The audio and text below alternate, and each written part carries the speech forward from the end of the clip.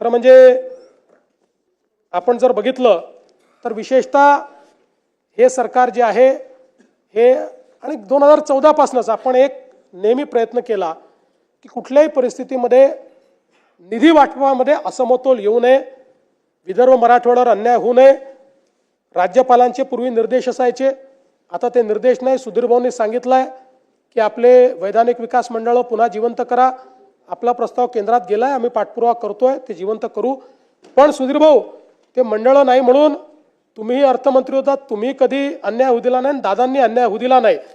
त्या सूत्राप्रमाणे जे पैसे मिळाले पाहिजे त्याच्यापेक्षा तसोभर जास्तच पैसे हे विदर्भ मराठवाड्याला आपण दिले।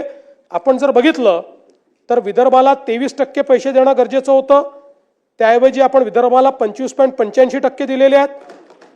मराठवाड्याला 18% देणं गरजेचं होतं, त्याऐवजी आपण 19% पैसे मराठवाड्याला दिलेले आहेत।